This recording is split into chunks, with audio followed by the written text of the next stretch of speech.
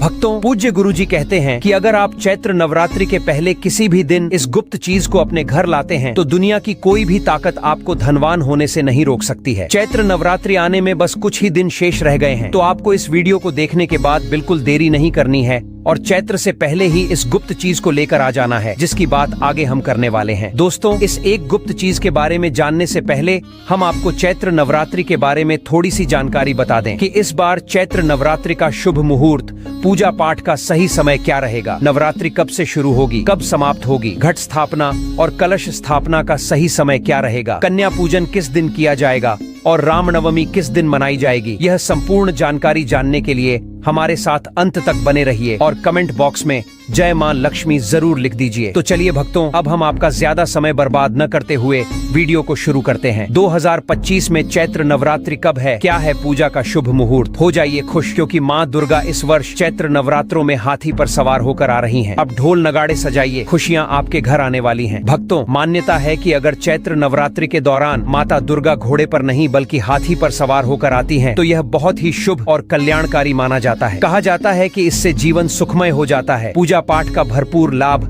भक्तों को मिलता है और मन को सुकून मिलता है। माता वैष्णो देवी अपने भक्तों पर अपार कृपा बरसाती हैं। इस बार नवरात्रि पूरे 8 दिनों तक चलेगी, यानी न एक दिन कम न एक दिन ज्यादा। इन 8 दिनों तक माता रानी की विशेष पूजा अर्चना की जाएगी। खास तौर पर माता शेरावाली की भक्ति का विशेष महत्व रहेगा। चैत्र नवरात्रि का पहला व्रत 30 मार्च रविवार को रखा जाएगा और अंतिम व्रत 6 अप्रैल रविवार को होगा। इसी दिन कन्या पूजन भी किया जाएगा और नवरात्रि का समापन होगा। भक्तों, अगर घट स्थापना के शुभ मुहूर्त की बात करें तो 30 मार्च को सुबह 6:12 से लेकर 10:20 तक रहेगा। वहीं दूसरा कलश स्थापना का समय अभिजीत मुहूर्त दोपहर 12:01 से 12:50 तक रहेगा। इस समय आप अपनी पूजा पाठ और घट स्थापना कर सकते हैं। इस बार नवरात्रि के 8 दिनों में 31 मार्च को 2 व्रत एक साथ पड़ रहे हैं, यानी कि माँ ब्रह्मचारिणी और माँ चंद्रघंटा की पूजा एक ही दिन होगी। ऐसे में यह नवरात्रि 8 दिन की होगी। भक्तों, पूज्य गुरुजी कहते हैं कि नवरात्रों में घर में कुछ चीजें लाने से माता रानी अत्यंत प्रसन्न होती हैं और अपने भक्तों की सभी मनोकामनाएं पूरी करती हैं। कहा जाता है कि यदि आप नवरात्रि में इन विशेष चीजों को घर में लाकर रखते हैं तो माँ जगदम्बा स्वयं आपके घर की रक्षा करती हैं और दरिद्रता दूर होती है। जो निर्धन है वह भी इस चैत्र नवरात्रि पर समृद्धि पा सकता है। इसीलिए इस चैत्र नवरात्रों के दौरान भक्ति और श्रद्धा से माता की आराधना करें और उनकी कृपा प्राप्त करें। देखिए दोस्तों, मैं हमेशा कहता हूं कि नवरात्रि के दौरान माता रानी की सेविकाएं हमारे घर के द्वार पर आकर देखती हैं कि हम कितनी श्रद्धा और भक्ति से पूजा कर रहे हैं, कितना पाठ कर रहे हैं और किस प्रकार का भोग माता रानी के लिए अर्पित कर रहे हैं। साथ ही यह भी देखती हैं कि हम माता को प्रसन्न करने के लिए कौन सी विशेष चीजें अपने घर में ला रहे हैं। यह सारी जानकारी माता रानी तक पहुंचती है। आपने देखा होगा कि गांवों और शहरों में जहां प्रमुख मंदिर होते हैं, लोग सामूहिक रूप से माता की मूर्ति स्थापित करते हैं और इन सेविकाओं का काम होता है पूरे इलाके में घूमकर यह देखना कि कौन किस श्रद्धा से पूजा कर रहा है, कौन कौन व्यक्ति भक्ति के साथ कृत्य कर रहा है। इसके बाद नवरात्रि के समापन से पहले माता रानी हमारे द्वारा किए गए कार्यों और भक्ति के आधार पर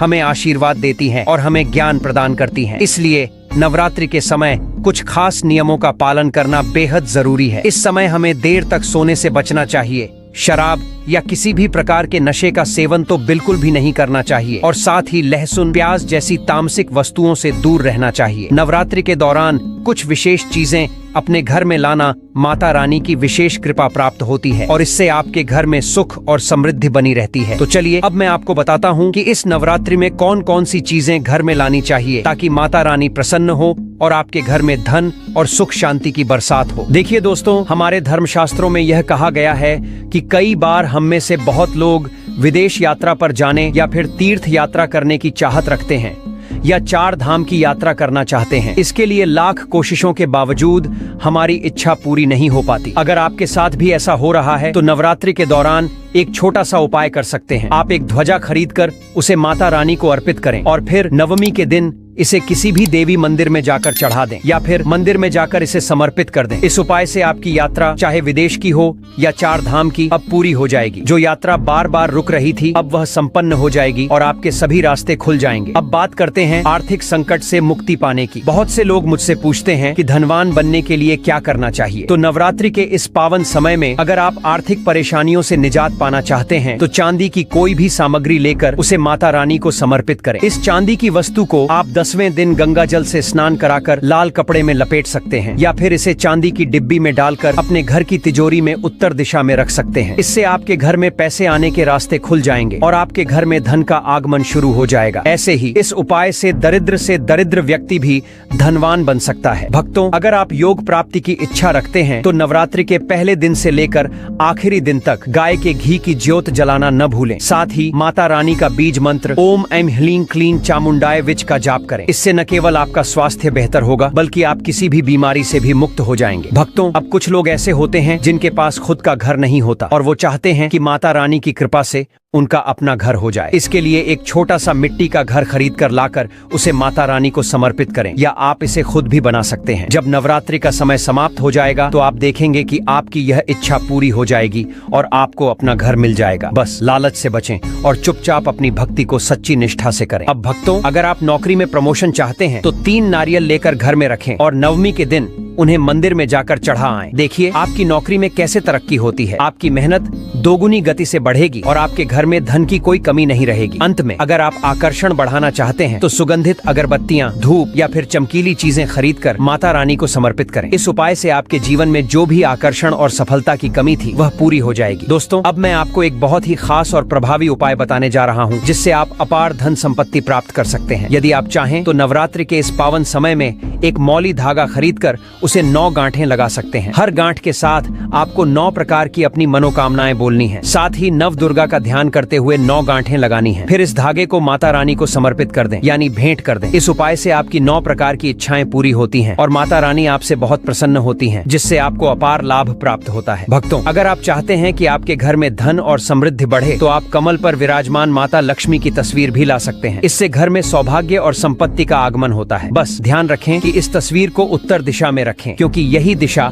लक्ष्मी माता के लिए शुभ मानी जाती है। इसके अलावा अगर आप चाहते हैं कि आपके पारिवारिक जीवन में कोई अशांति या परेशानी न हो तो नवरात्रि के दौरान एक बार 16 श्रृंगार खरीदकर माता रानी को अर्पित करें। ऐसा माना जाता है कि जब कोई व्यक्ति अपने जीवन में माता रानी को 16 श्रृंगार अर्पित करता है तो उसके पारिवारिक जीवन में जो भी समस्याएं चल रही होती हैं वे समाप्त हो जाती हैं। यदि परिवार में कोई विवाद चल रहा है, कोर्ट कचहरी का मामला है या डिवोर्स की संभावना है तो यह उपाय बहुत प्रभावी है। माता रानी की कृपा से परिवार में सुख शांति लौट आती है और कोई भी संकट टल जाता है। लेकिन ध्यान रखें कि जो 16 श्रृंगार आप माता रानी को चढ़ाने जा रहे हैं वह अच्छे और असली हों। मार्केट में कुछ ऐसे केमिकल वाले श्रृंगार होते हैं जो बहुत सस्ते होते हैं लेकिन उनकी गुणवत्ता सही नहीं होती। इसलिए जो भी श्रृंगार आप माता रानी को समर्पित करें वह सही और गुणवत्ता वाले हों ताकि उनका असर आपके जीवन में सकारात्मक हो। चैत्र नवरात्रि में एक और खास उपाय है जो आप कर सकते हैं। आप चांदी के सिक्के भी ला सकते हैं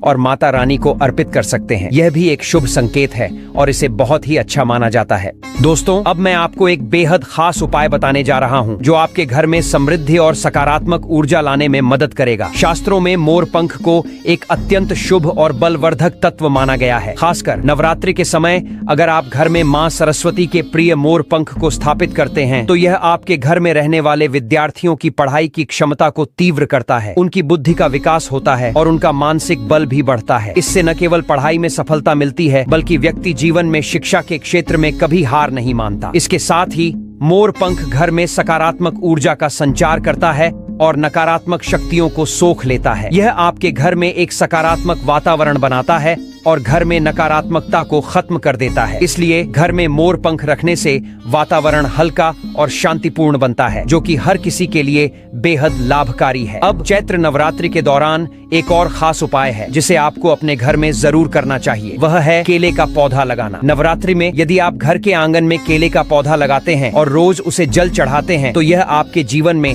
एक अद्वितीय बदलाव लाता है। ऐसा माना जाता है कि केले के वृक्ष में स्वयं माता लक्ष्मी और भगवान श्री नारायण निवास करते हैं। इससे आपके घर में धन, सुख शांति और समृद्धि आती है। इस उपाय से घर में तरक्की होती है और नौकरी में भी प्रगति मिलती है। अगर आप सरकारी नौकरी की ओर देख रहे हैं तो यह उपाय विशेष रूप से लाभकारी साबित हो सकता है। इसके अलावा एक और बहुत ही शुभ चीज है जिसे नवरात्रि में आपको अपने घर में लाना चाहिए, वह है चांदी का कछुआ। अगर आपके पास थोड़ा बहुत धन है तो चांदी का कछुआ अपने घर में जरूर लाकर रखें। चांदी का कछुआ घर में सुख, शांति और वैभव लाता है और साथ ही धन और संपत्ति की वृद्धि करता है। इसके साथ ही यह आपके घर में माता रानी की कृपा को भी आकर्षित करता है, क्योंकि यह माता रानी की सेविका का प्रतीक होता है। माता रानी की सेविकाएं हमेशा देखती हैं कि भक्त अपने घर में क्या क्या लाकर समर्पित कर रहे हैं, इसलिए नवरात्रि के दौरान कुछ विशेष वस्तुएं घर में लाना बेहद शुभ माना जाता है। दोस्तों, नवरात्रि के इस पावन अवसर पर आप अपने घर में चांदी का कमल स्थापित कर सकते हैं या फिर इसे नवदुर्गा माता को समर्पित कर सकते हैं। यह उपाय आपके जीवन में धन की प्राप्ति के कई रास्ते खोल सकता है। ऐसा माना जाता है कि कमल की पंखुड़ियों की संख्या जितनी होती है उतनी ही राहों से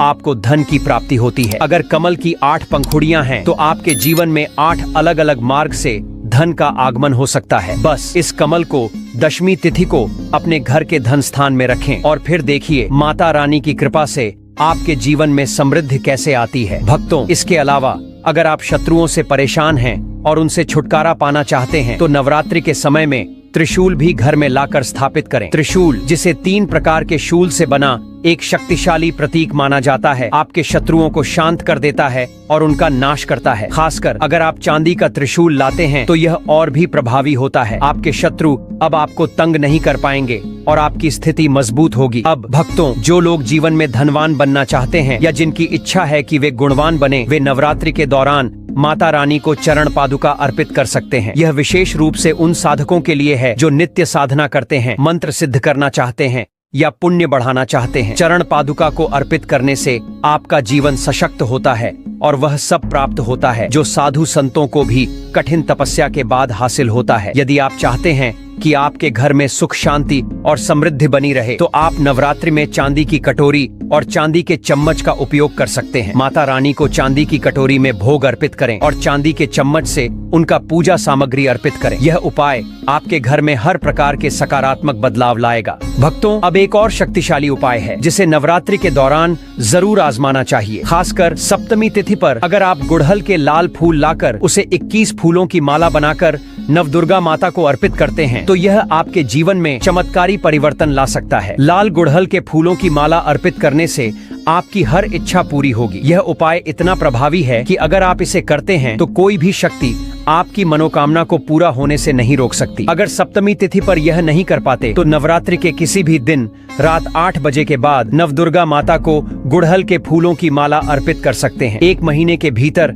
आपके जीवन की बड़ी से बड़ी इच्छा पूरी हो जाएगी, इसका मुझे पूरा यकीन है। अगर आपकी जिंदगी में आर्थिक तंगी या परेशानियां हैं तो यह उपाय जरूर करें। माता रानी की कृपा से आपके जीवन में समृद्धि और सुख की कोई कमी नहीं होगी। मैं खुद इस उपाय को करता हूँ और इसका प्रत्यक्ष प्रभाव देखा है। माता रानी की कृपा से हम सभी के घर में ऐश्वर्य, सुख, शांति और समृद्धि है। इसलिए आप भी इस उपाय को पूरी श्रद्धा और विश्वास के साथ करें और माता रानी का आशीर्वाद प्राप्त करें। भक्तों, अगर आपको यह जानकारी पसंद आई हो तो कृपया इस वीडियो को लाइक करें और हमारे चैनल को सब्सक्राइब जरूर करें ताकि आप ऐसे ही और भी रोचक और उपयोगी वीडियोस देख सकें। साथ ही बेल आइकन को दबाना न भूलें ताकि हर नई वीडियो की नोटिफिकेशन आपको मिलती रहे। धन्यवाद।